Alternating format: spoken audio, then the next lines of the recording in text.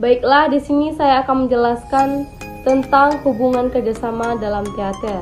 Menerapkan hubungan kerjasama dalam berteater adalah seorang pemain atau pemeran yang dikatakan bagus tidak hanya indah secara individu, melainkan bagus secara berkelompok. Seperti halnya seorang pemain sepak bola tidak akan mencetak gol tanpa operan atau kerjasama dengan pemain yang lainnya. Bukankah gol dicetak secara bersama dari kerjasama tim yang baik? Begitu pula halnya dengan seni pertunjukan teater. Keberhasilan sebuah pertunjukan teater tidak hanya dilihat pada keberhasilan seorang pemain saja, melainkan kerjasama atau kekompakan di antara pemain maupun kru yang lainnya. Prinsip kerjasama dalam teater dapat dilakukan dengan cara menjalin hubungan baik antara sesama pemain, saling mendukung, saling membantu, dan sering berlatih bersama agar dapat memahami peran yang akan dimainkan oleh masing-masing pemain ataupun kru yang terlibat dalam pertunjukan seni teater. Pertunjukan teater merupakan satu kesatuan dan kepaduan. Jika kerjasama ini terwujud, maka karya seni teater tersebut bisa memukau penonton. Permainan seni karya teater akan berhasil dan mendapatkan apresiasi yang bagus dari penonton. Dibutuhkan jalinan kerjasama dan saling mendukung antara semua orang yang terlibat di dalamnya. Menerapkan hubungan kerjasama dalam teater, pertunjukan teater merupakan kerja kolektif dari berbagai unsur. Dengan kata lain, kerja teater merupakan suatu proses dan kolaborasi banyak orang dengan berbagai keahlian. Mereka yang terlibat dalam pertunjukan teater yaitu pengurus produksi, sutradara, pemain, dan tim artistik. Setiap komponen harus memahami dan menjalankan tugasnya dengan baik, sekaligus dapat bekerja sama dengan komponen-komponen yang lain. Tanpa kerjasama yang baik, mustahil pementasan akan terlaksana dengan lancar. Yang pertama, pengurus produksi. Pengurus produksi adalah orang-orang yang mengurus permasalahan produksi pementasan. Struktur pengurus produksi berbeda-beda, bergantung pada ide dan teknis setiap sutradara, tuntutan naskah, ketersediaan bantuan, serta fasilitas yang ada. Umumnya, pengurus produksi terdiri atas seorang pemimpin produksi yang membawakan beberapa orang, yaitu yang pertama, sekretaris, yang kedua, bendahara, yang ketiga, seksi publikasi, karcis, dan buklet, yang keempat, program pementasan, yang kelima, pencarian gedung. Yang kedua, sutradara. Sutradara merupakan orang yang mengordinasikan segala unsur pementasan. Ia harus memahami teater, memiliki kecakapan, berdaya imajinasi tinggi, serta pintar. Sutradara memiliki tugas sentral dalam pementasan. Ia tidak hanya bertugas memilih naskah dan mengurus akting para pemain, tetapi juga mengurusi kebutuhan yang berhubungan dengan masalah artistik dan teknis.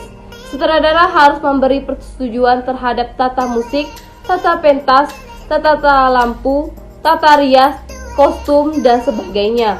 Oleh karena itu, sutradara harus menguasai hal-hal berhubungan dengan segi artistik dan segi pementasan meskipun pelaksanaannya dipercayakan kepada tim artistik.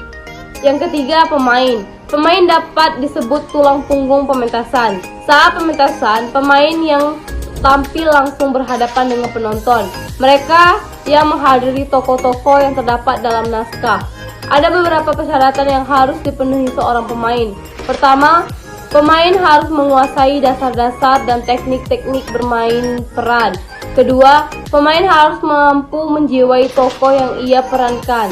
Ketiga, pemain harus menjiwai keseluruhan naskah drama. Dalam pementasan teater, tim artistik merupakan orang-orang yang bertanggung jawab dalam mengurus panggung atau pentas, dekorasi, tata lampu atau sinar, tata surya, kostum, dan tata rias. Berikut ini penjelasan unsur-unsur tersebut. Yang pertama ada panggung atau pentas. Panggung atau pentas adalah tempat pelaksanaannya pementasan. Disinilah pementasan teater dilakukan oleh para pemain. Ada beberapa jenis panggung yang dapat dipilih untuk mementaskan teater, yaitu sebagai berikut.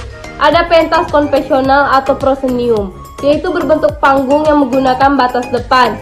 Pentas ini berbentuk statis dengan konstruksi seperti pentas yang digunakan dalam wayang orang. Kemudian pentas arena, yaitu pentas yang tidak berbentuk panggung, tetapi sejajar dan dekat dengan penonton. Pentas arena memiliki berbagai bentuk, yaitu huruf L, huruf U, dan segitiga. Pentas arena bisa sejajar atau lebih rendah daripada tempat penonton. Karena jaraknya yang sangat dekat dengan penonton, pentas arena menuntut akting dan dialog pemain yang lebih kuat. Selanjutnya, pentas terbuka, yaitu pentas di udara terbuka atau di luar gedung. Pementasan di tempat terbuka dapat dilakukan tidak mengubah dekorasi. Pementasan seperti ini memiliki daya tarik sendiri. Meskipun demikian, pentas ini memiliki kelemahan, yaitu sangat bergantung pada cuaca. Yang kedua, dekorasi. Dekorasi adalah pemandangan latar belakang tempat pementasan. Dekorasi mencakup perabot rumah, lukisan, dan semua unsur yang dapat memberikan makna pada pementasan. Jika pementasan dilangsungkan di pentas yang kosong, dekorasinya adalah dinding gedung. Jika pentas dimainkan di luar gedung, dekorasinya adalah pohon, semak, bukit, dan kaki langit latar belakang. Jadi, dekorasi bertujuan melingkungi daerah pemain dengan pemandangan yang sesuai dengan naskah cerita. Yang ketiga, ada tata lampu atau sinar. Dalam pementasan atau sinar atau lampu memiliki beberapa fungsi tertentu. Tidak sekedar memberikan penerangan, fungsi-fungsi tersebut adalah sebagai berikut. Yang pertama, menerangi pentas dan aktor agar terlihat jelas oleh penonton. Yang kedua, memberikan efek alami dari waktu, yaitu jam, musim, cuaca, dan suasana. Yang ketiga, membantu melukis dekorasi dalam menambah nilai warna sehingga didapatkan efek sinar dan bayangan. Yang keempat, membantu peran pemain dalam melambangkan maksud dengan memperkuat kejiwaan. Yang kelima, mengekspresikan mood dan atmosfer naskah guna mengungkapkan gaya dan tema naskah. Yang terakhir, memberikan variasi sehingga adegan tidak statis. Keempat, tata suara. Dalam pementasan, tata suara meliputi banyak hal, yaitu akustik ruangan, mikrofon, dialog, efek bunyi, dan musik.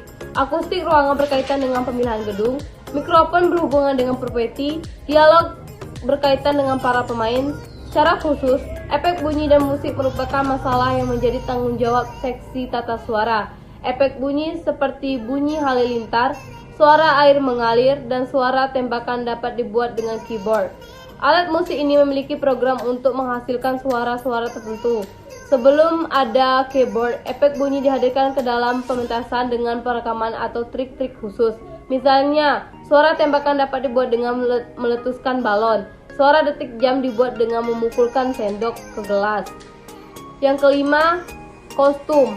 Kostum adalah segala pakaian dan perlengkapan yang dikenakan di dalam pentas. Kostum memiliki beberapa fungsi, yaitu membantu menghidupkan karakter aktor, membedakan seorang aktor dengan aktor yang lain, dan memberikan fasilitas dan membantu gerak aktor. Yang keenam, tata rias. Tata rias adalah seni menggunakan bahan kosmetik untuk menciptakan wajah aktor sesuai dengan tuntutan naskah.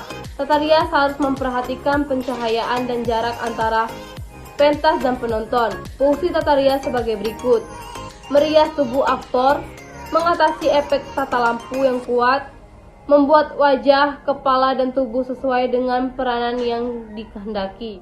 Sebaliknya, jika hanya permainan para pemain saja yang bagus tanpa didukung adanya kerjasama, teater tersebut belum dinyatakan berhasil. Kenapa demikian? Karena dalam pertunjukan teater tersebut tidak menunjukkan kepaduan dan kesatuan di antara komponen yang membangun karya tersebut. Oleh karena itu, penerapan hubungan kerjasama dalam berteater sangatlah penting. Jangan pernah menganggap diri sendiri paling baik, jangan pernah pula meremehkan orang lain. Yang harus dilakukan adalah bagaimana supaya semua orang yang terlibat dalam pertunjukan dapat memainkan perannya sebaik mungkin, serta menjalinkan keterbukaan serta kepaduan dengan kru yang lainnya. Bagaimana cara yang harus dilakukan untuk menerapkan hubungan kerjasama tersebut? Penerapan hubungan kerjasama dapat dilakukan dengan latihan yang terus-menerus agar dapat memahami karakter pemain atau kru yang lainnya. Selain itu, jalinlah sebuah diskusi kecil yang bertujuan untuk saling memberi masukan, baik dari segi menghafal dialog, melafal dialog, ataupun menghafal gerak-gerik yang akan dilakukan. Selalu ingatlah sebuah pepatah yang menyatakan bahwa bersatu kita teguh, bercerai kita runtuh. Bermain teater tersebut tidak sendirian tetapi dilakukan secara berkelompok. Oleh karena itu, perlu sekali menjalin prinsip kerjasama ketika akan berteater di atas panggung.